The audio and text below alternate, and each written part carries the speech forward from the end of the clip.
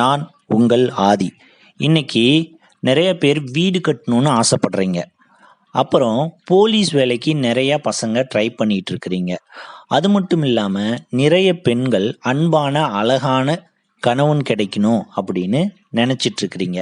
இப்ப இந்த வீடு, இந்த வண்டி வாகனம், அடுத்து பார்த்தீங்கன்னா பெண்களுக்கு கணவனை குறிக்கக்கூடிய கிரகம், போலீஸ் வேலை, இராணுவ வேலை, இது எல்லாமே செவ்வாயோட கட்டுப்பாட்டில் இருக்கு.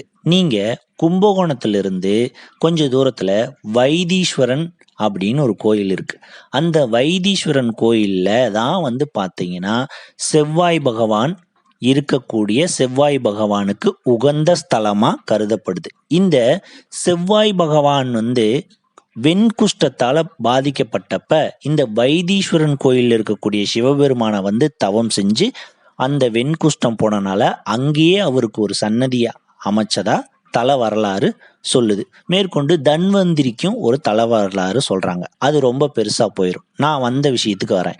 இப்ப நீங்க வீடு கட்டணும் அப்படின்னு ஆசைப்படுறவங்க, அடுத்து போலீஸ் வேலை, இராணுவ வேலைக்கு ட்ரை பண்ணிட்டு இருக்கிறேன் அப்படின்னு ஆசைப்படுறவங்க, பெண்கள் எனக்கு அன்பான அழகான கணவன் வேணும் அப்படின்னு நினைக்கிறவங்க எல்லாரும் ஒரு வளர்பிறை செவ்வாய்க்கிழமை தேர்ந்தெடுத்து நேரா வைத்தீஸ்வரன் கோயில்ல போய் சாமி கும்பிட்டுட்டு அங்க செவ்வாயோட சன்னதிக்கு போய் ஒரு கைப்பிடி முழு துவரம்பருப்பு, அதாவது நாட்டு மருந்து கடையில முழு துவரம்பருப்புன்னு கேட்டீங்கன்னா கிடைக்கும்.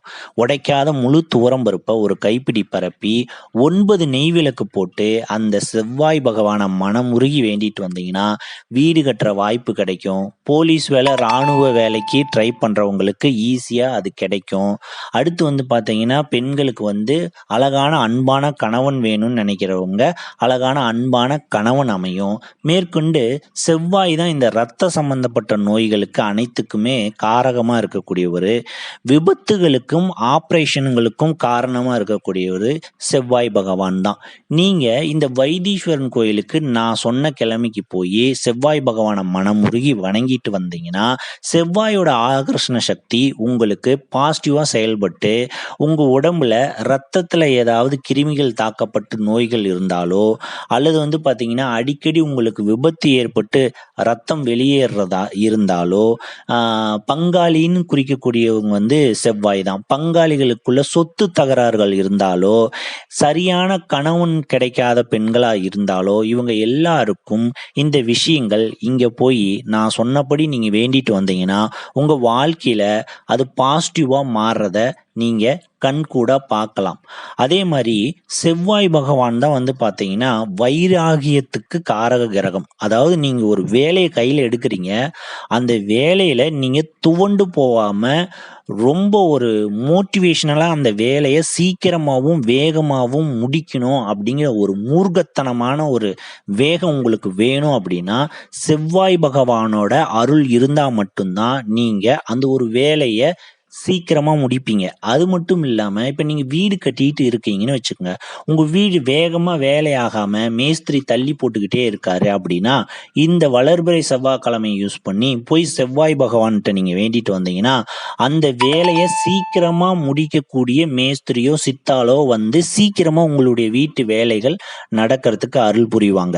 அதே மாதிரி ஒரு பெண் இருக்காங்கன்னா அந்த பெண்ணுக்கு நல்ல அழகான அன்பான கணவனை தேடிட்டு இருக்கிறீங்க, சரிவர கிடைக்கல அப்படிங்கும்போது இந்த செவ்வாய் பகவானுக்கு நான் சொன்ன மாதிரி போய் பரிகாரம் செஞ்சீங்கன்னா அந்த பொண்ணை கூட்டிட்டு போய் அந்த கோயில பரிகாரம் செஞ்சீங்கன்னா செவ்வாயோட எனர்ஜி அந்த பொண்ணு உடம்புக்கு நல்ல அழகான கணவன் கிடைப்பான். அதே மாதிரி நிறைய இளைஞர்கள் இராணுவத்துறைக்கும் போலீஸ் டிபார்ட்மெண்ட்டுக்கும் ட்ரை பண்ணிட்டு இருப்பீங்க.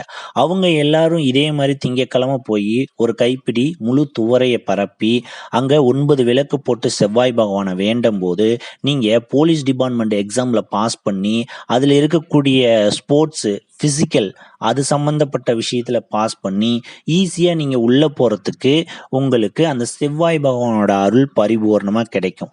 அது மட்டும் இல்லாம செவ்வாய் பகவான் தான் மருந்து அப்படிங்கிற காரகத்துவத்துக்கு அதிபதி. அதாவது நீங்க அது இங்கிலீஷ் மெடிசனா இருக்கலாம், அது பார்த்தீங்கன்னா சித்தா மெடிசனா இருக்கலாம், அது ஹோமியோபதி மெடிசனா இருக்கலாம்.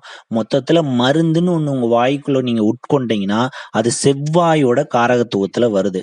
ஸோ இந்த உங்க உடம்புல வந்து பலதரப்பட்ட நோய்கள், க்யூர் பண்ண முடியாத சில நோய்கள் இருக்கு அப்படின்னா, நீங்க வளர்பிறை செவ்வாய்க்கிழமைய நீங்க பயன்படுத்தி, போய் செவ்வாய் பகவான்ட்ட நீங்க வேண்டிட்டு வந்தீங்கன்னா, உங்க உடம்புல செவ்வாய் சம்பந்தப்பட்ட நோயோ, இல்ல எது சம்பந்தப்பட்ட நோய்கள் இருந்தாலும், அந்த நோய்க்கான சரியான மருந்து குடுக்கக்கூடிய டாக்டர் கிட்ட அந்த செவ்வாயோட ஆகர்ஷண சக்தி உங்கள அந்த கோயிலுக்கு கூட்டிட்டு போயிட்டு வந்தோனோ, உங்கள அந்த நல்ல டாக்டர் கிட்ட கூட்டிட்டு போய் நல்ல மருந்து வாங்கி குடுத்து, உங்க உடம்புல அந்த நோய் க்யூர் ஆகுறத நீங்க கண்கூடா பார்க்கலாம். ஸோ, இந்த கும்பகோணம் பக்கத்துல இருக்கக்கூடிய இந்த வைத்தீஸ்வரன் கோயில் அப்படிங்கிறது செவ்வாயோட ஆகர்ஷண சக்தி 200% இருக்கக்கூடிய கோயில். செவ்வாயோடைய காரகத்துவம்னு சொல்லக்கூடிய வீடு, வண்டி, வாகனம், தம்பிகிட்ட நல்ல உறவு முறைகள், கணவன்கிட்ட நல்ல உறவு முறைகள், உடம்புல இருக்கிற நோய்களுக்கு சரியான மருந்து கிடைக்கணும். பிளட்ல வந்து அதாவது ரத்தத்துல வந்து ஏதாவது கிருமிகள் தாக்கப்பட்டு நோய்கள், அடுத்து வந்து பார்த்தீங்கன்னா வந்து ரொம்ப ஒரு மாதிரி சோம்பேறித்தனமா இருக்கு.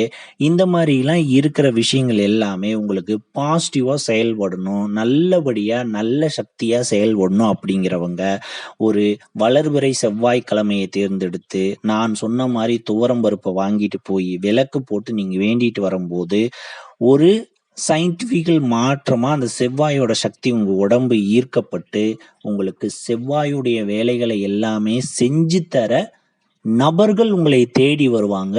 அந்த நபர்கள் மூலியமா அந்த காரியங்கள் சக்சஸ் ஆகும் அப்படிங்கிற இந்த பதிவு உங்ககிட்ட சொல்லிட்டு, வைத்தீஸ்வரனை பத்தி நான் உங்ககிட்ட பகிர்ந்துகிட்டதுக்கு ரொம்ப சந்தோஷப்படுறேன். அடுத்து ஒரு வீடியோல நான் உங்களை சந்திக்கிறேன். அது வரைக்கும் உங்களிடம் விடைபெறுவது உங்கள் ஆதி. நன்றி.